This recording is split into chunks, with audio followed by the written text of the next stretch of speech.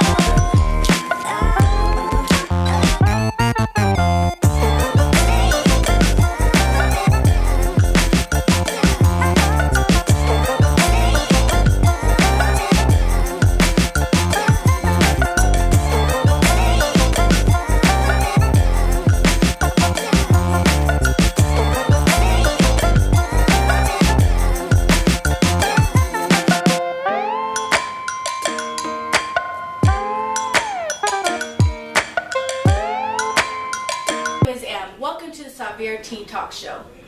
Today on the panel we have Mariah Cartagena and Deani Lewis. We'll be discussing a very vital topic, which is injustice. How is this major issue affecting the youth today?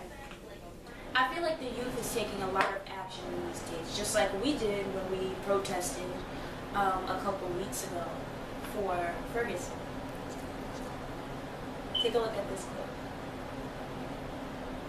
How do you feel about protesting? Together. I think the protest was very organized, and we really had the cops. We didn't really set into the cops' limitations of where to go. They was trying to catch up to us. But then the protest was very organized. Whoever did this protest, shout out to them. It was very organized, very clean. The cops didn't no tear gas like the other states. It was a very good, like I said, very good organized protest, and I think it meant a lot to not only New York, but to black people and everywhere. Yes, I'm so proud of us. So proud of y'all. So, the police was telling one of the drivers that they were babysitting. They were telling them to accelerate. How do you feel about that? I feel as though it's no surprise to me because if cops can do tear gas, if cops can shoot black people without no fair warning to not do it, let me put the right words. I'm not surprised that it would say that. They did it back then with MLK, they did it now. 2014, 1960s, 1970s, 1940s, 1930s, it's no difference. So I'm not surprised that the cops that had in mind say, treat us like we animals, treat us like they babysit us. Are you confident that we will reach our goal as to getting justice? I'm a strong social justice person. I feel like if they could do it back then, we could do it too. We just need to keep on driving, keep on doing it every day, and keep on protesting. Thank you so much. You're welcome. How are you, honey? Speak loud. It's peaceful and it's great that it's going on. We're doing it the right way. All we got to do now is keep on going. Keep rallying. You can rally, baby. Yeah, I like your energy. Hey. So do you think that this is going to make a difference just like all the other ones? As long as we keep it going, as long as people don't give up, because the only change that's going to happen is us doing it. That's how it works. You can't want change and not do anything about it. That's it. I felt confidence when I was fighting, and I felt justice. And I feel like everyone in the youth should join together and fight for what we believe in. Yes, I felt so empowered to be there and actually experience us as a whole, the youth as a whole, and fighting for what we believed in. It was incredible. Can I ask you a question? You talked to us about the protest that you went to the other day, and you told us that you had a sign that said Black Lives Matter. You said that a Caucasian guy came past you and hit your sign and said that white lives matter, that all lives matter. How do you feel about his statement? I felt very out of place. It shook me a little because, it's not only him that feels that way. There's a majority that feels that way. And I think people are getting a misunderstanding. Of course, all lives matter. We all matter. But we're pinpointing, when we're chanting Black Lives Matter, we're pinpointing how in society today, and which has been an issue for a long time, that Black lives are not as significant and important than other lives, specifically Caucasian. So that's what we're implying when we're chanting Black Lives Matter. We're not saying that all lives matter and only Black lives matter. We're pinpointing how Black lives aren't as vital in society today. It's sad that it took him losing his life on camera for him to be stood up for. We've been collaborating as Black people as a whole. No justice, no peace. No justice, no peace. Sarah? No justice, no peace. No justice, no peace. 2 cops were killed Saturday afternoon from a guy who he put a post on Instagram stating how he was going to kill 2 cops, and he put hashtag Eric Gardner and hashtag Michael Brown. And the next day, he killed 2 cops. So do you think that social media is taken lightly? Do you feel like people didn't take that post serious enough and that whole situation could have been prevented? I believe that the youth run social media. And I believe that if situations like this happen online, I think that police officers and higher authorities should pay more attention to what's being posted. Because just like this situation, many other situations have hints online leading to destruction and things that can happen. I can't say that this is a surprise to me that someone, was angry to the point where they want to take 2 police officers' lives. We're known as being angry people. Black people as a whole, we're every time we speak our mind, we're labeled as being angry and just animals, and we're actually trying to let our voice be heard. We're tired. Yeah, we're tired, and this is why all these things are happening. I mean, police brutality has been happening for a long time. Structural imprisonment of America is also consists of also economic oppression. Shutting down malls, and we boycotted Black Friday. We're gonna hit them where it actually hurts, which is their pockets.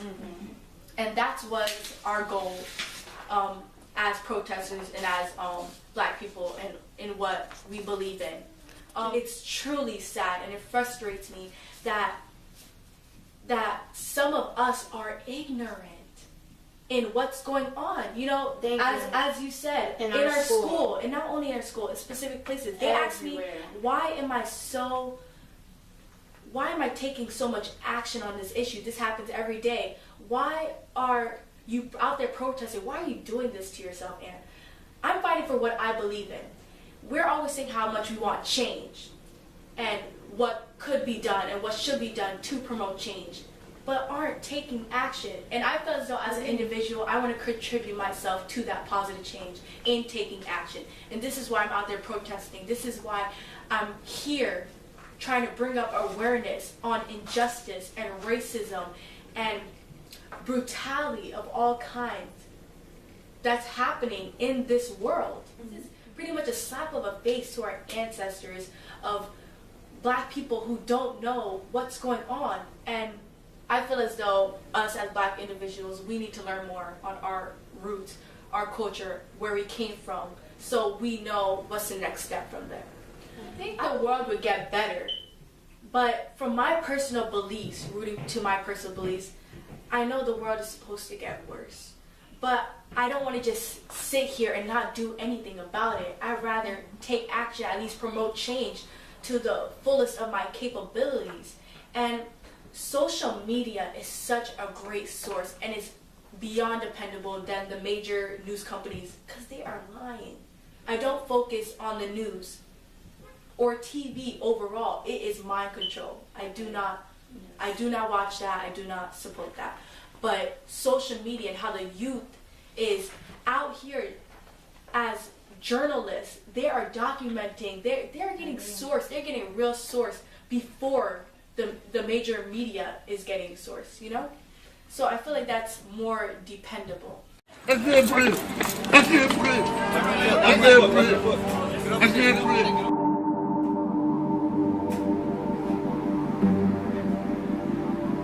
Is it your heart rate for what? Every time you see me, you want to mess with me. I'm tired of it. It stops today. This guy right here is forcibly trying to lock somebody up for breaking up a fight. Everybody standing here, they told you I didn't do nothing. A fight actually broke out, and Eric jumped up and separated the fight, told him to go across the street. The officers arrived on the scene, basically let the two guys that were fighting walk off and kept all their attention on Eric. My business, please just leave me alone. I told you the last time, please just leave me alone. Take you left for what? I didn't show anything. I did nothing. We sitting here the whole time, minding our business. What are you talking about? I watched it. You watched it do what? Who did I sell cigarette to? To whom? Not that rich. There's another guy. How can you say you see me sell a cigarette and all I did was just break up a fight? Which means doesn't matter because you said I did it. I did it. No, I didn't. My bag. I don't got no bag. From there, 2 seconds later, the sirens were heard. Well, when he grabbed him by his neck, he pulled back to try to bring him to the ground. Girl came over, gave us a bag of baby shit.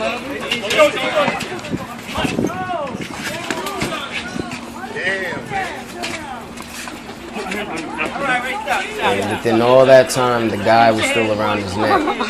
Put your hand behind your back. I can't breathe. I can't breathe. I can't breathe. I can't breathe. I can't breathe. I can't breathe. I can't breathe. Then he got up, pushed his face into the floor twice, and then put his knee on top of his face while Eric was telling him he couldn't breathe. And I seen his eyes roll back, and he was foaming from the mouth, and I knew he was gone from there. Oh, they got it.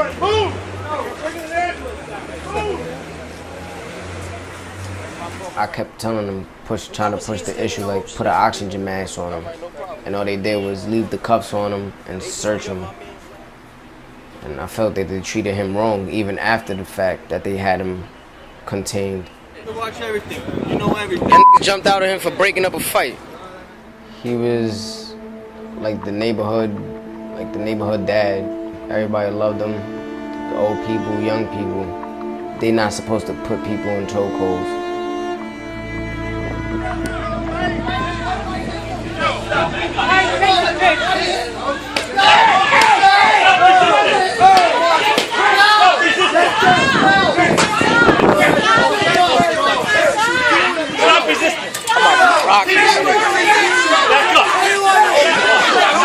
Shut the f*** up!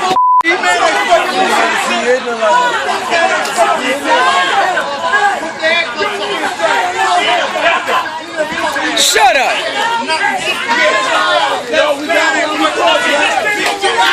I've been harassed by cops since it's happened. Anything, like, just don't interact physically, just pull out a camera, and that's all people need. Not only New York is getting abused by police, it's everywhere. I just hope it gives people the courage to not be scared of these people, because it's a lot of he say, she say. Once you have proof, nothing could go against that.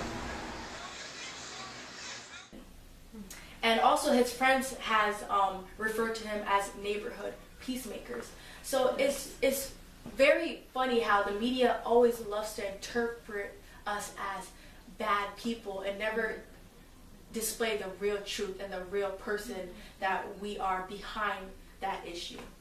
And not saying what he said was right, what he did by selling Lucy's, which are cigarettes, was correct because it's wrong and he should have been, you know.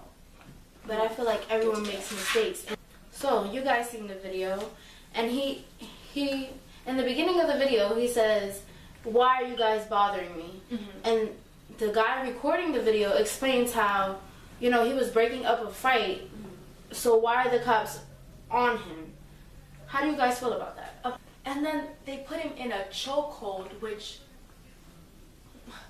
He said I couldn't breathe 11 times. 11 times. And they took his life away because he was trying to make a living and feed his family. And this goes back to the economy. With no jobs, how do you expect someone to make a living? You do anything to sacrifice and help your family out. But you kill this guy, you know. And to go back to the police officers, you guys are getting paid well. You have money to feed your child. And now this man is dead. And his wife is left to fend for his children. Yes, who didn't have money to six and children. Of course, racism is playing a big part in all these issues that are happening in the past few weeks, in the past few months. And racism, you would think that, you know, it would decrease, but it's increasing more and more every day. And the question is, what are we going to do to stop this? We have to take action.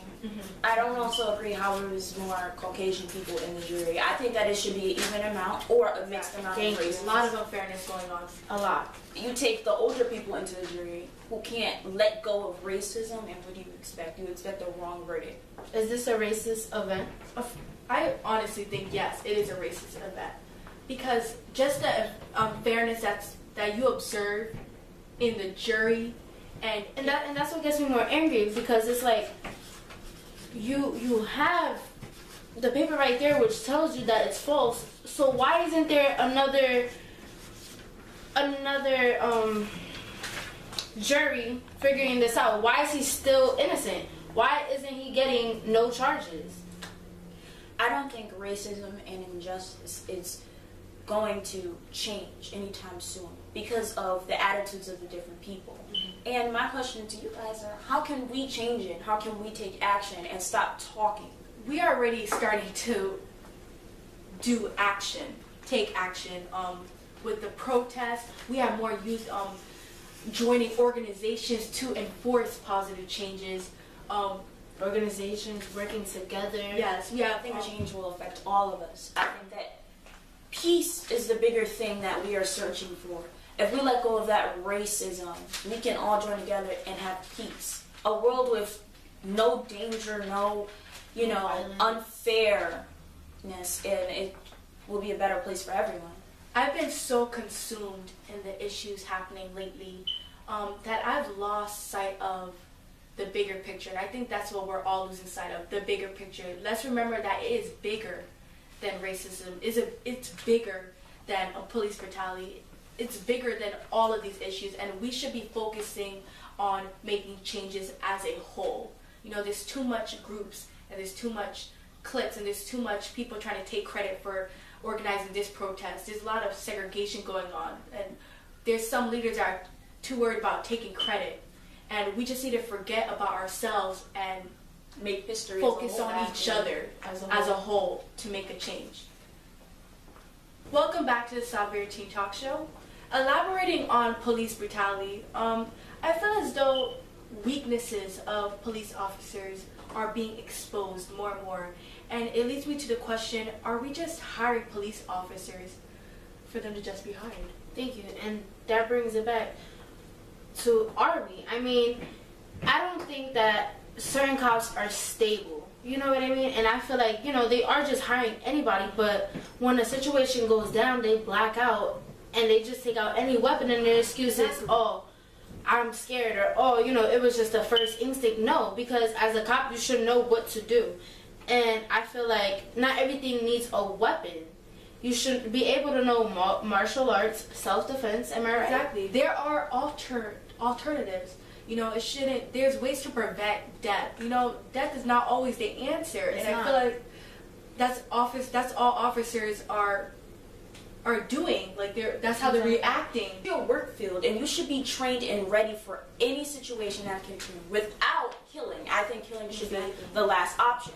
But I don't think that they hire their people based on the weight and on the mental readiness of the world. I think that they just pass anybody onto the field just to have a bigger army, and I don't think that's right. Exactly. And observing all these situations connected to police brutality, it just makes me see these police officers as weak, as they're not, using the alternatives to resolve the situation, or alternatives in making that arrest. They're just pulling out their gun to solve, and it's just weakness. They're fearful now.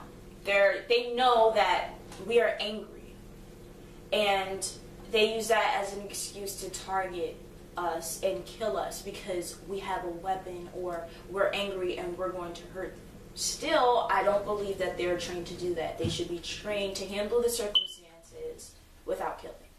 Violence is not always the answer. No. It's actually not the answer. But, you know, we're always going to have those individuals that, you know, think otherwise, you know. That person got to a certain extent that, you know, he took 2 police officers' lives, and it wasn't a surprise to me.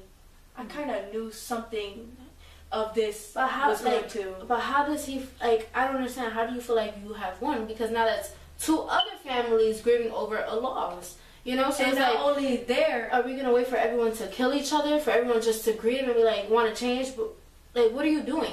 And You're killing more innocent people. And not only the police officer lives that they're going to be grieving over, the person who shot them has also killed himself. So this was nowhere. This leads back to police officers not acknowledging what the black community does also. I believe that social media and the news are known to just portray the bad about people.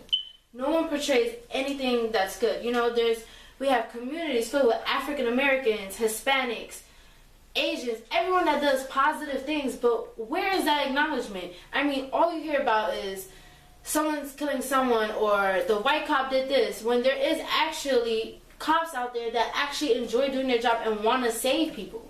Mm-hmm. And that's also why we are protesting. We're protesting on having the training of police officers changed, because apparently the training that, you know, they're using to train these officers aren't working that well, because they aren't. They're not using the alternatives. You know, they're going to only one reaction.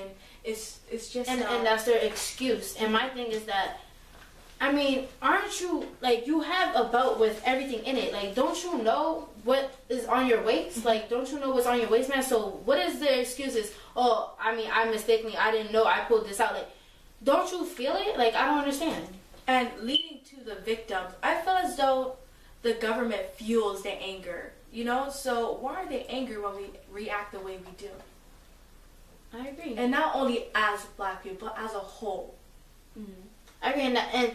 And you have a point, because, I mean, there's people out there that actually want to change. You know, yeah, everyone has a past. Everyone makes mistakes.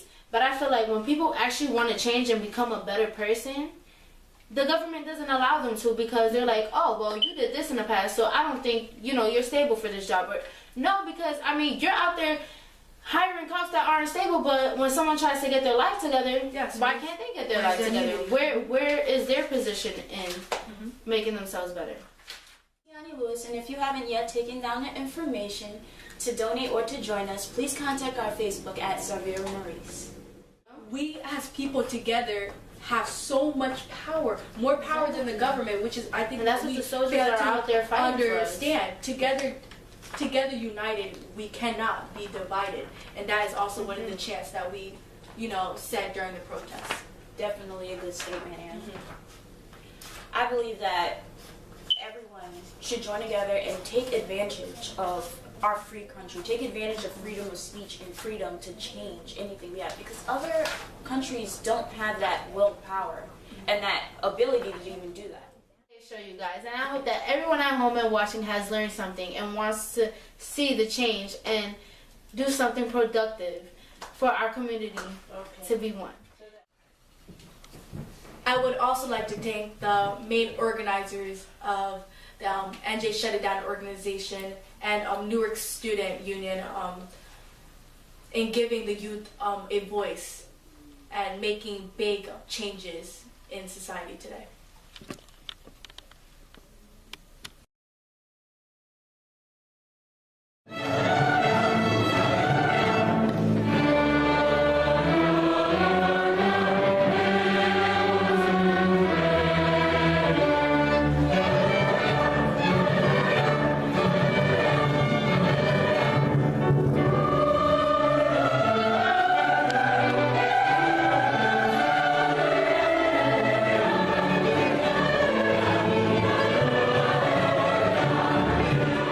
your experience in using the violin?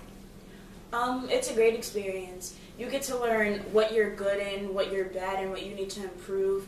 I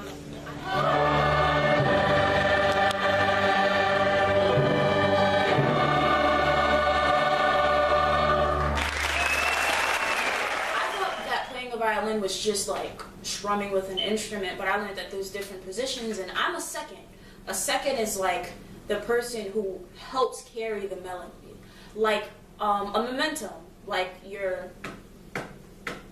we keep the beat, we keep it steady, and the first, they're the melody of all the music. Not only do you play the violin, you're also a talk show host. How does it feel to be a talk show host on a TV show and also be talented the way you are? Oh, it's great. I mean, it gives you something to smile about. It gives you, like, you know, confidence. It's great that you can do a lot of things. You can be very versatile in many fields.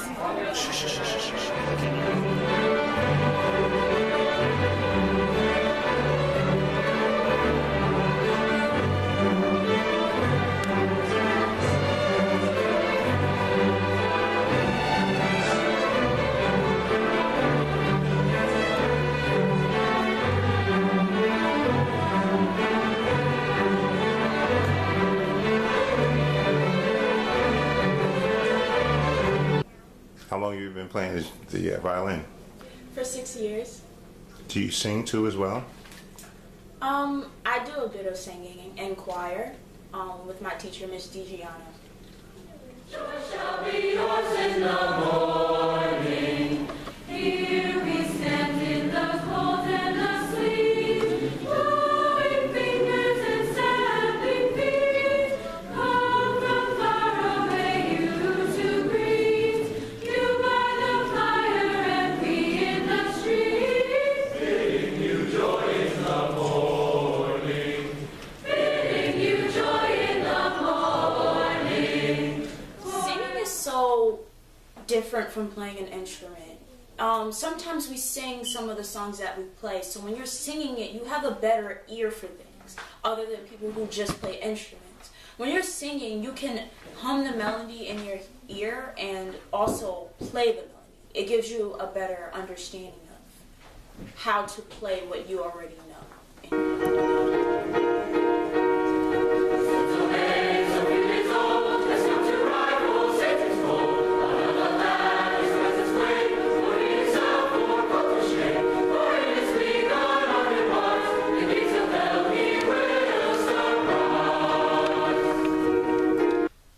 Where are you going after this with the violin playing?